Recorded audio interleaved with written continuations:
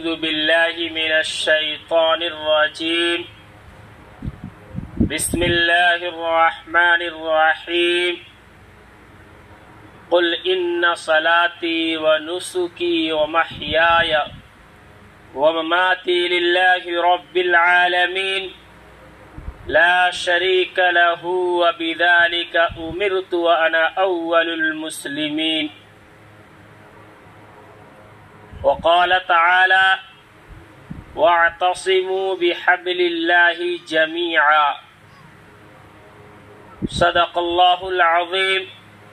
وهو أصدق القائلين. قابل احترام بزرگوں اور امت کے غیور نوجوان بھائیوں،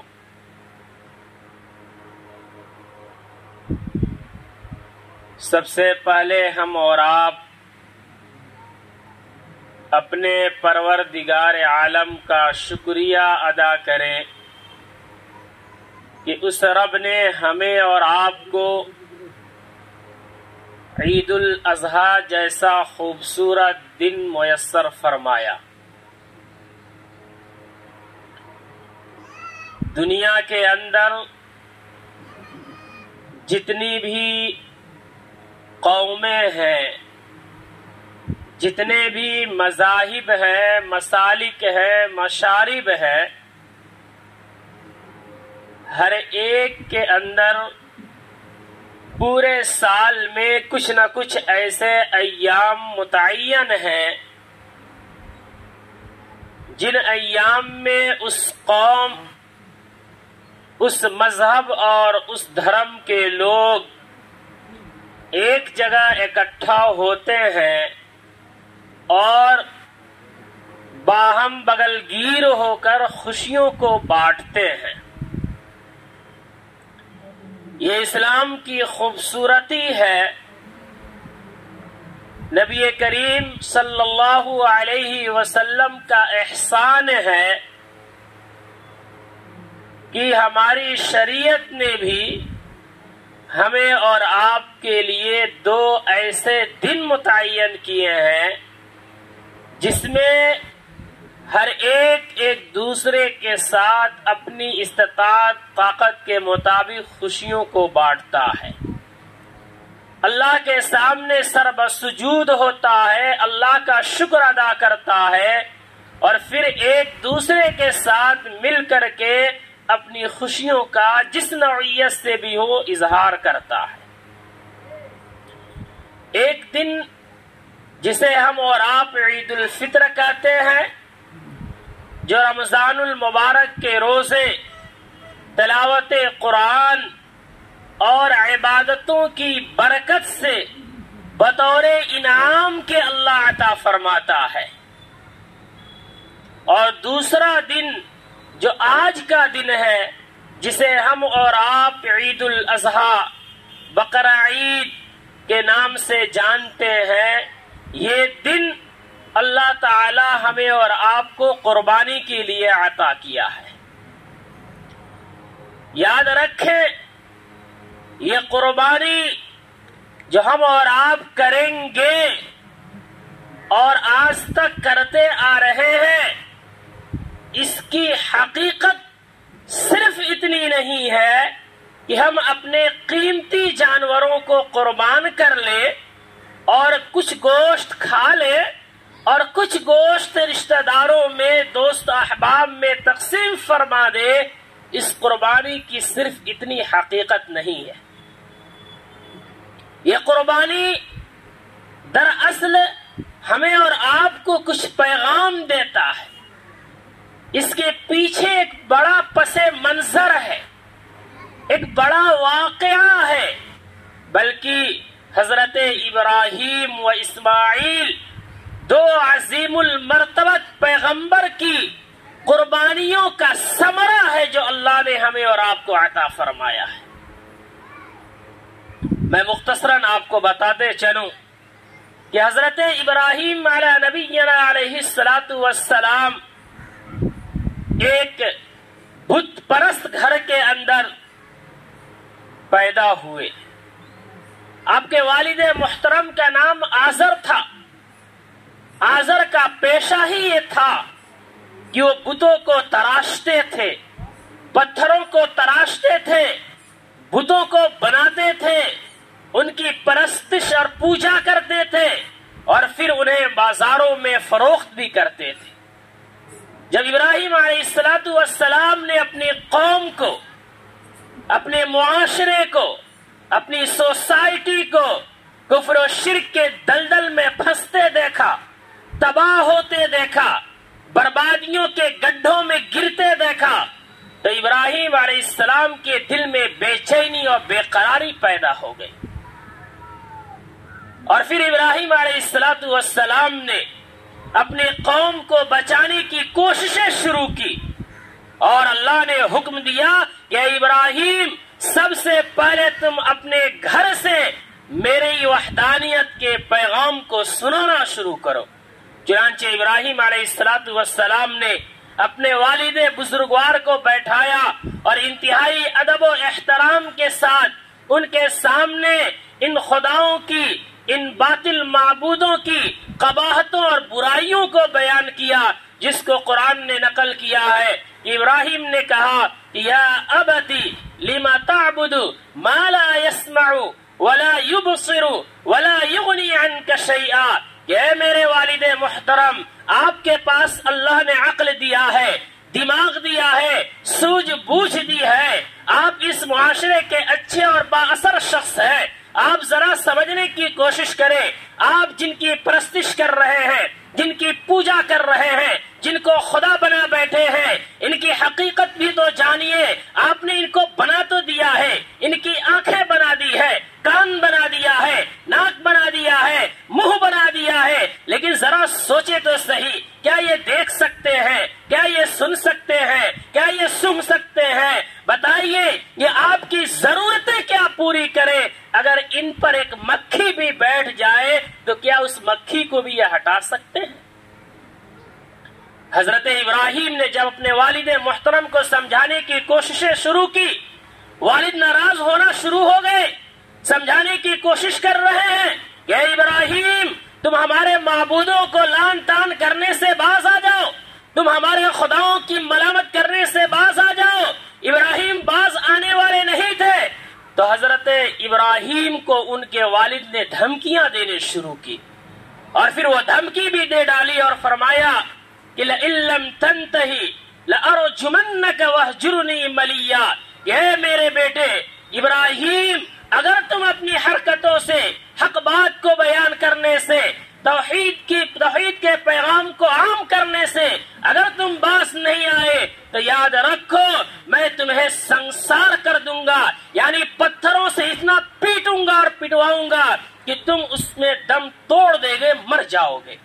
لیکن ایک انسان جس کے دل میں خوف خدا ہو، ایک انسان جس کے دل میں رب کی وحدانیت ہو، ایک انسان جس کے دل میں خدا کی محبت ہو، وہ باطل طاقتوں سے ڈرنے والا نہیں ہوتا ہے، وہ چند پیسوں پہ بکنے والا نہیں ہوتا ہے، وہ اپنے ایمان کا سوداگر نہیں ہوتا ہے، اپنے عزت اور آبرو کا گلا گھونٹنے والا نہیں ہوتا ہے. وہ کفرستان میں ہو، وہ کسی باطل کی الغار میں ہو، علی الاعلان کلمہ حق کو بلند کرتا ہے. ابراہیم نے کہا میں نہیں مان سکتا. ضرورت پڑی نمرود کے دربار میں بھی وحدانیت کی بات کی، ضرورت پڑی تو حق کو بتانے کے لیے اور حق کو بچانے کے لیے نمرود کے آتش کدہ میں بھی کود پڑے، لیکن رب نے ان کی حفاظت کی. جب یہ سارے مراحل سے گزر گئے تو حضرت ابراہیم نے خود ہی کہہ ڈالا کہ سلام علیک سأستغفر لک ربی انہ کان بی حفیا. کہ میرے والد، آپ مجھے مارنا چاہتے ہیں، آپ کا خاندان مارنا چاہتے ہیں، آپ کی سوسائٹی مارنی چاہتی ہے، آپ کی حکومت ہمیں ختم کرنی چاہتی ہے، لیکن آپ نہیں کر سکے. یاد رکھیں اب آپ خود ہی خاموش ہو جائے، میں آپ کے دیار کو، آپ کے ملک کو، آپ کے وطن کو چھوڑ کر کے میں خود ہی ہجرت کر جاتا ہوں. چنانچہ ابراہیم علیہ السلام اپنے آبائی وطن کو چھوڑ کر خطہ در خطہ ملک شام کے اطراف میں نکل گئے اور مختلف جگہ ہجرت کرتے کرتے جب ابراہیم علیہ السلام کی عمر 80 سال کو پہنچ گئی اور آپ کی جھولی اولاد کی نعمت سے خالی ہے، آپ اس واقعے کو سنیں، عبرت کے ساتھ سنیں کہ ایک شخص نے اللہ کے لیے کتنی قربانی دی۔ آج ہم مسلمانوں کا حال یہ ہے کہ ہم اپنے وطن کی قربانی، اپنے مال کی قربانی، اپنے جان کی قربانی کیا دیں گے؟ ہم اپنے نفس کی قربانی نہیں دے پاتے ہیں، جذبات کی قربانی نہیں دے پاتے ہیں، خواہشات کی قربانی نہیں دے پاتے ہیں۔ یہ بھی تو ایک انسان تھے کہ ایک اللہ کی بات کو بلند کرنے کے لیے، اپنے ایمان اور دین کی حفاظت کے لیے ساری قربانیاں دے ڈالی، تنہا تنہا دے ڈالا۔ یہ واقعہ ہمارے اور آپ کے لیے عبرت کا سامان ہے۔ ابراہیم علیہ السلام کی جب عمر 80 سال کو پہنچ گئی، اولاد کی نعمت سے ان کی جھولی خالی تھی، اللہ کے سامنے فریاد کرنے لگے، ربی ہب لی من الصالحین، کہ اے میرے والد میری کوئی اولاد نہیں ہے، میں بڑھاپے کی عمر کو پہنچ گیا ہوں، میرا کوئی سہارا نہیں ہے، میرے دین کے چراغ کو میرے بعد کون روشن کرے گا؟ اے رب کریم ہمیں کوئی نیک صالح اولاد عطا فرما دیجئے۔ اللہ نے اپنے پیغمبر کی، اپنے خلیل کی دعا کو قبول کیا اور انہیں خوشخبری سنائی، فبشرناہ بغلام حلیم، کہ ابراہیم تو نے نیکوکار اولاد مانگی تھی، سنو میں تجھے جو اولاد دوں گا وہ نیک بھی ہوگی، تقوی کے خوگر بھی ہوگی، لیکن حلیم اور بردبار بھی ہوگی، اس لیے کہ اسے امتحانات کی وادیاں طے کرنی ہے۔ مختصر یہ ہے کہ جب ابراہیم علیہ السلام کے گھر میں اسماعیل علیہ السلام کی شکل میں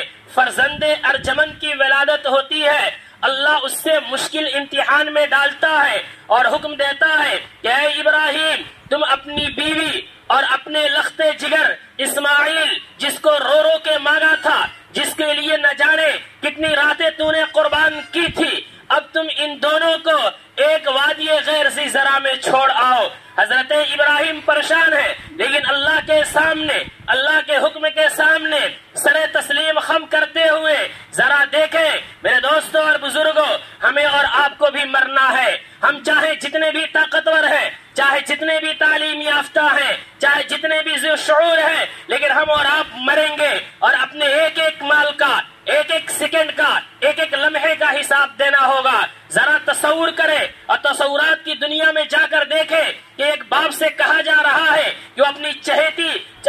چہیتے لختے جگر کو، اپنے محبوب بیوی کو ایک ایسی وادی میں چھوڑ آئے جہاں نہ کوئی دانا ہے، نہ پانی ہے، نہ سبزہ ہے۔ ابراہیم اپنے بیٹے اور اپنی بیوی کو لیتے ہیں، اونٹ پہ سوار کرتے ہیں، ایک مشکیزہ پانی لیتے ہیں، چند کھجور لیتے ہیں اور لے کر کے اس وادی میں پہنچ جاتے ہیں جس کو قرآن نے وادی غیر ذی زرع کے نام سے یاد کیا ہے۔ جس وادی کا حال یہ تھا جہاں نہ کوئی سبزہ تھا، نہ ہریالی تھی، نہ چرند تھے، نہ پرند تھے، نہ کھانے کا انتظام تھا، نہ رہنے کا انتظام تھا، دور دور تک ریتیلی زمین اور پہاڑ نظر آ رہے تھے۔ وہاں ابراہیم اپنے بیوی اور اپنے بچے کو چھوڑ کر واپس ہونے لگتے ہیں۔ ان کی بیوی کہتی ہے کہ اے شوہر نامدار، آج کس غلطی کی سزا ہمیں دے رہے ہیں؟ کیوں آپ ہمیں یہاں چھوڑ کے جا رہے ہیں؟ ابراہیم سے بار بار سوال کرتی ہے لیکن ان کے پاس کوئی جواب نہیں ہوتا ہے۔ حضرت ابراہیم سے کہتی ہے کم سے کم میرا نہیں تو اپنے اس لختے جگر کا خیال کر لیا ہوتا جسے بڑھاپے میں رب کے سامنے رو رو کے مانگا تھا، فریادیں کر کے مانگی تھی، کتنی منتوں سماجت سے مانگی تھی، میرا نہیں تو اپنے اس معصوم کلیجے کے ٹکڑے کا خیال کر لیا ہوتا۔ ابراہیم نہیں بولتے، ہاجرہ بھی کوئی عام عورت نہیں تھی، ہماری اور آپ کی گھر کی عورتوں کی طرح نہیں تھی جو بازاروں میں، پارکوں میں، کھیت کھلیان میں، بے حیائی کے اڈوں میں ایسے ہی یوں ہی گھومتی پھرتی نظر آتی ہے، جن کے پاس نہ کوئی تعلیم ہے، نہ تہذیب ہے، نہ تربیت ہے، نہ ایمان ہے، نہ خوف خدا ہے، نہ خشیت الہی سے قلوب لبریز ہے۔ وہ ایک نبی کی بیوی تھی، تربیت یافتہ خاتون تھی، وہ بھاپ لیتی ہے یہ اللہ کا حکم ہے اور خاموش ہو جاتی ہے۔ ابراہیم جب آگے بڑھتے ہیں، جب کسی جھاڑی سے اوجھل ہوتے ہیں، ابراہیم بھی تو ایک باپ تھے، ان کے دل میں بھی تو اپنے بیٹے کی محبت تھی، ابراہیم بھی تو ایک شوہر تھے، ان کے دل میں بھی اپنے بیوی کے لیے نرم گوشہ تھا، لیکن رب کے حکم کے سامنے کوئی چارے کار نہیں تھا۔ ایک جھاڑی میں اوجھل ہو کر کے پھر رب سے کہتے ہیں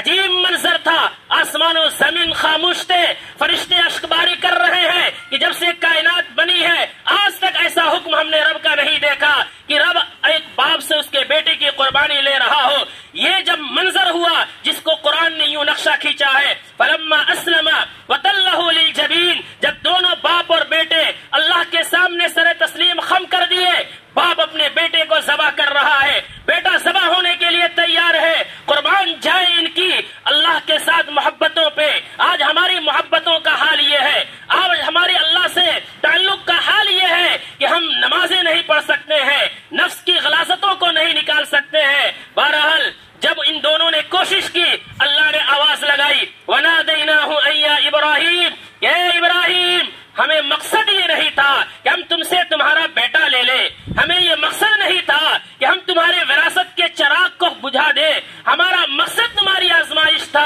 قد صدقت الرؤيا انا كذلك نجزي المحسنين، تم نے اپنا خواب سچ کر دکھایا، وفديناه بذبح عظيم، اور تم اپنے عزم کو پورا کرو، جنت سے میں نے یہ جانور بھیجا ہے۔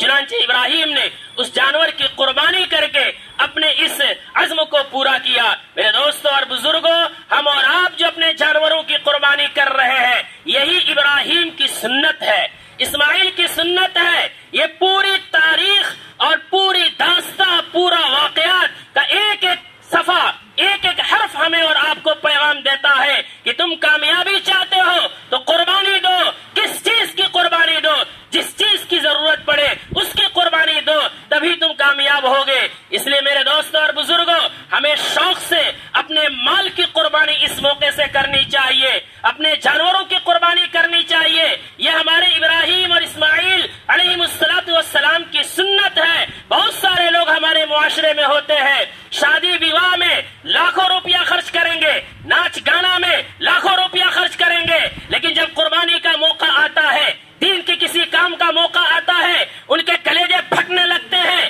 آنکھیں موند ہونے لگتی ہے، اور اپنے کانوں میں روئی ٹھوسنے لگتے ہیں، اور اپنے مالوں کو سمیٹ سمیٹ کر کے رکھنا شروع کر دیتے ہیں، اور اللہ کے نام پہ نکالنے کی کوشش نہیں کرتے ہیں۔ میرے دوستوں اور بزرگوں، ہمیں بڑھ چڑھ کر کے عمدہ جانوروں کی قربانی کرنی چاہیے، اور اس بات کو سمجھ لینی چاہیے کہ اللہ کا شکر ہے کہ اللہ نے جانور کی قربانی کا حکم دیا۔ اگر ابراہیم اسماعیل کو ذبح کر دیے ہوتے تو آج ہم سے ہماری اولاد کی قربانی مانگی جاتی، ذرا سوچیں کہ ہمارا کیا حال ہوتا۔ اس لیے اللہ کا شکر ادا کر کے رب نے طاقت دی ہے تب بھی کرے، اس وقت تو واجب ہے کرنا، اور اگر طاقت نہ دی ہے تب بھی کوشش کرے کہ ہم قربانی کریں، پورے سال انتظام کریں اور اللہ کی رضا کے لیے قربانی کریں، تاکہ ہم اور آپ اپنے نبی اور ان کے باپ دادا کی سنت کو ادا کر سکے۔ اور قربانی صرف جانور کی نہ کرے، بلکہ بڑی قربانی اپنے نفس کی قربانی ہے، جذبات کی قربانی ہے، خواہشات کی قربانی ہے۔ ہم قربانی کر رہے ہیں، ہمارے دل قدورتوں سے بھرا ہوا ہے، ہم قربانی کر رہے ہیں، ہمارے دل میں نفرتیں بیٹھی ہوئی ہے، ہم بھائی بھائی کے دشمن بنے بیٹھے ہیں، ہم ایک غیر کو لقمہ دینا چاہتے ہیں، اس کی مدد کر دیتے ہیں، لیکن پڑوس میں ہمارا بھائی ایک ایک لقمہ کے لیے ترس رہا ہے، دوا علاج کے لیے ترس رہا ہے، چند روپیوں کے لیے ترس رہا ہے، لیکن ہمارے دل میں ایسی نفرتیں بیٹھ گئی ہے، عداوتیں بیٹھ گئی ہے کہ ہم غیروں کو تو دے سکتے ہیں لیکن اپنے بھائی کو نہیں دے سکتے۔ یاد رکھے، اللہ کے رسول نے فرمایا کہ سل من قطع، جو تم سے رشتہ توڑے